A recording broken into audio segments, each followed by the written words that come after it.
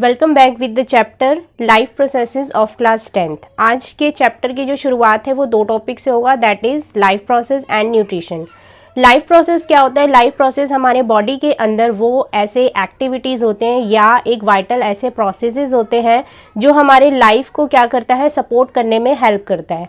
वैसे तो हम डेली अपने लाइफ में बहुत सारे प्रोसेसेस करते हैं, जैसे कि अभी जो है हम पढ़ाई कर रहे हैं, लर्न कर रहे हैं, मैं जो हूँ वो आपको इस चैप्टर को समझा रही हूँ, ये भी एक प्रोसेस है।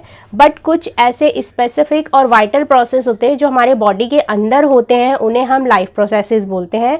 उसके बारे में हम जो main life process, main vital process है, वो हम इस चैप्टर में अच्छे से पढ़ेंगे।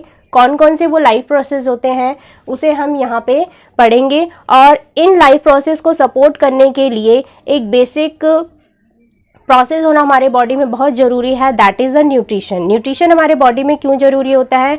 For intake of energy. हमारे बॉडी में एनर्जी होना बहुत ज़रूरी है, जिसको हम कैसे फुलफिल कर सकते हैं? Through the process of in taking food या न्यूट्रिशन। न्यूट्रिशन हम किसी भी मेथड में ले सकते हैं, इट कुड बी ऑटोट्रॉफिक या फिर हिटोट्रॉफिक।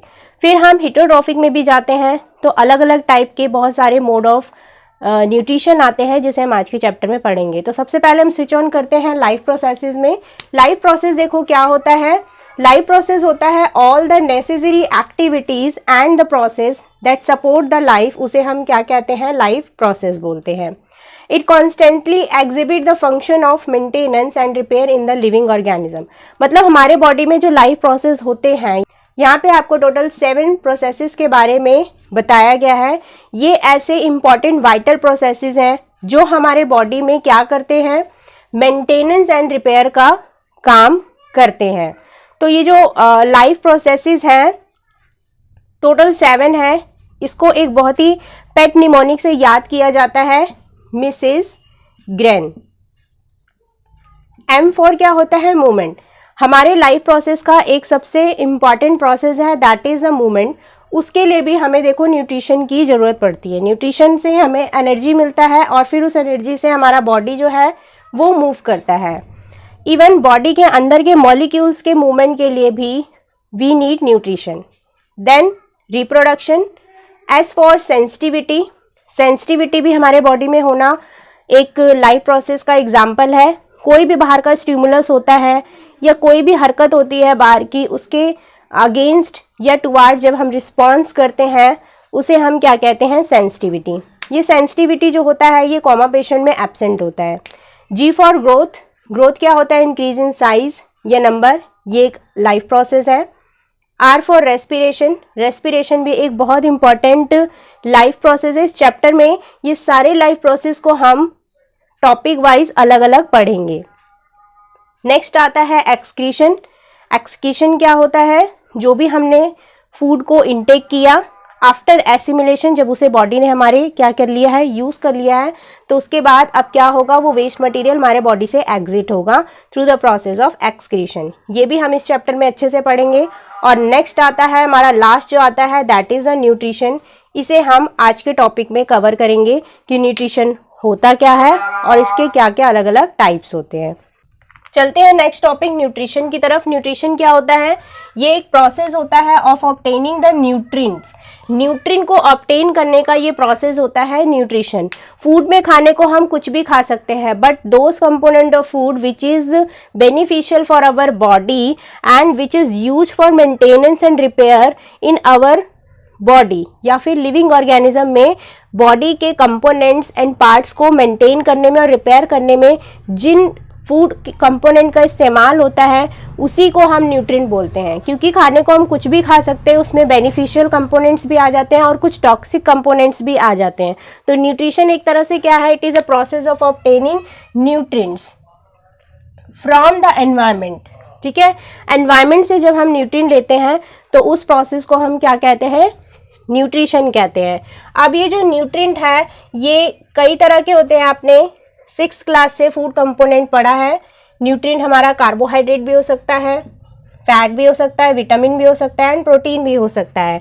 जब हम इन न्यूट्रिएंट्स को कहाँ से लेते हैं? एनवायरनमेंट से लेते हैं। एनवायरनमेंट का मतलब या तो हमारा सोर्स प्लांट हो सकता है या फिर फूड का सोर्स हमारा एनिमल हो सकता है।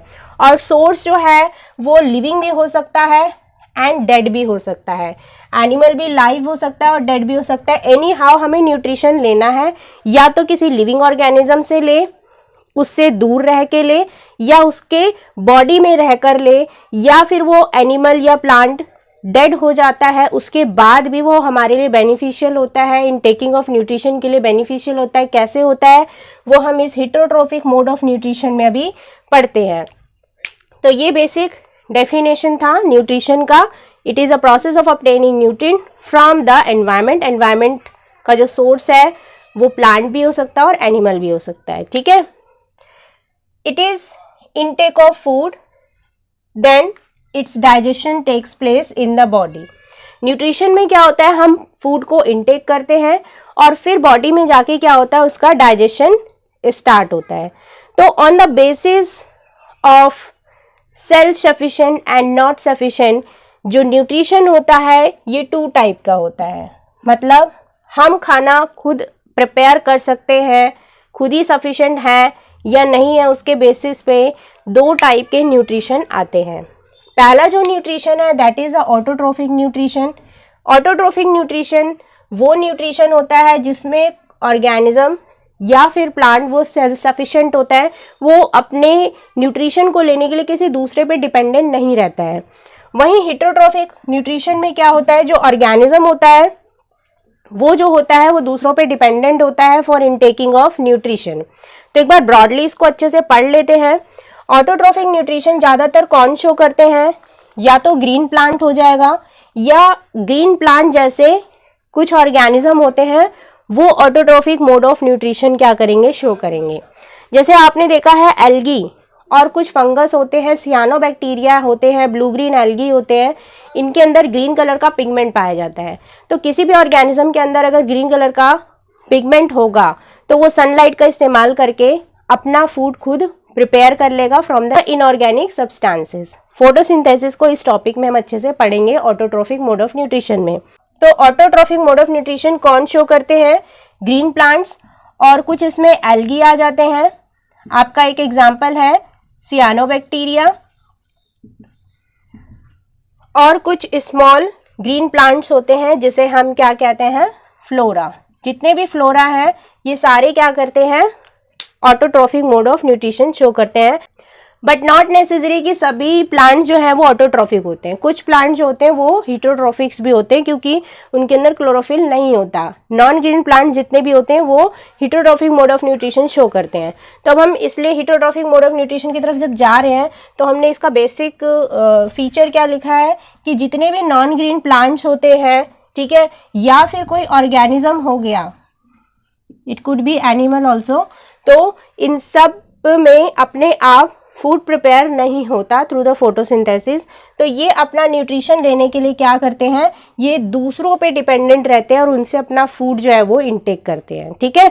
अब दूसरों से ये खाना कैसे लेंगे, या तो ये खाना खुद बना सकते हैं या फिर ये खाना खुद नहीं बनाएंगे। इनको पचा पचाया खाना चाहिए, डाइजेस्टेड फूड चाहिए बिल्कुल सिंप्लीफाइड फॉर्म में।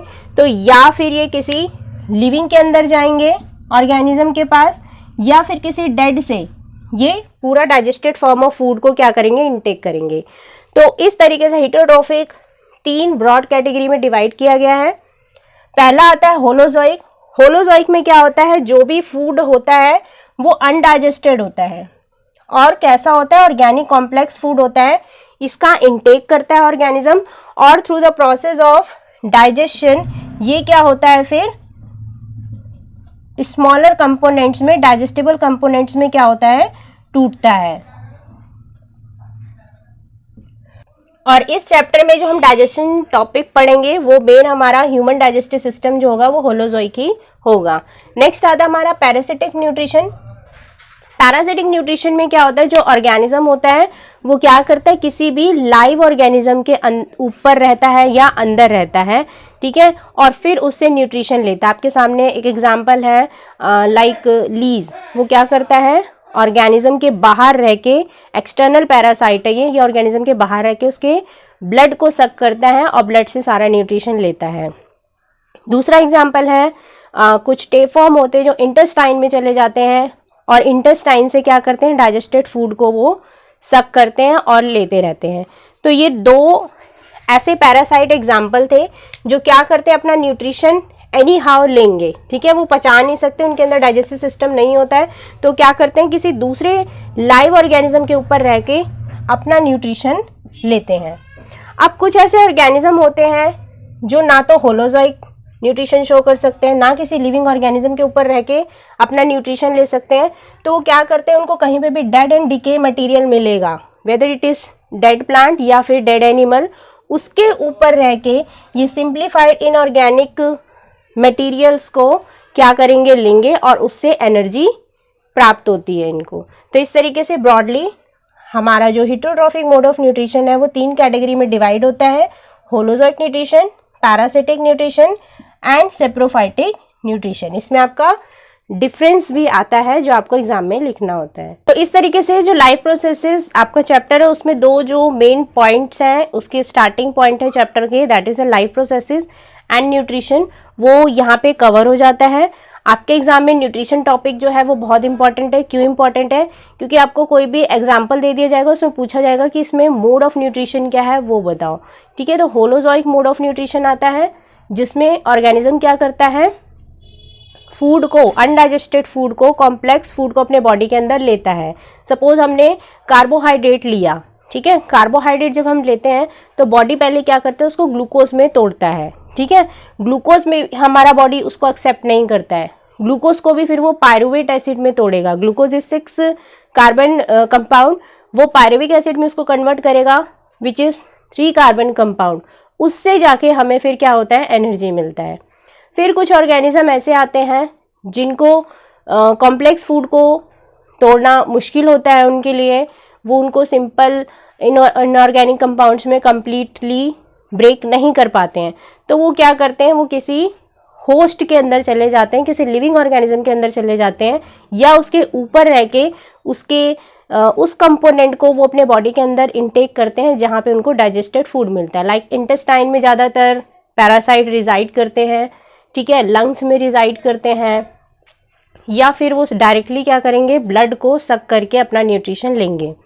थर्ड टाइप ऑफ कैटेगरी जो एनिमल्स आते हैं या ऑर्गेनिज्म आते हैं, वो ना तो होलोजोइक न्यूट्रिशन शो करते हैं, ना ही वो parasitic mode of nutrition show करते हैं। वो क्या करते हैं, अब डेड एनिमल्स के पास जाएंगे या डेड प्लांट के पास जाएंगे, क्योंकि जब कोई ऑर्गेनिज्म या प्लांट क्या होता है, डेड होता है या डिके होता है, तो उस टाइम पे वो जो उसके कॉम्प्लेक्स कंपोनेंट्स होते हैं वो सिंप्लीफाइड फॉर्म में कन्वर्ट हो जाते हैं, मतलब वो इनऑर्गेनिक कंपाउंड या इनऑर्गेनिक मटेरियल में कन्वर्ट हो जाते हैं। और हमारे बॉडी में फाइनली जो डाइजेशन होता है, डाइजेशन के बाद जो फाइनली कंपाउंड कन्वर्ट होता है वो इनऑर्गेनिक कंपोनेंट्स में ही कन्वर्ट होता है, इनऑर्गेनिक एलिमेंट्स में ही कन्वर्ट होता है। तो सेप्रोफाइटिक जो ऑर्गेनिजम्स होते हैं, सेप्रोफाइट्स होते हैं, उनको न्यूट्रिशन यहाँ से मिल जाता है। आज का लेक्चर आपका यहीं पे खत्म होता है, मिलते हैं अपने नेक्स्ट टॉपिक।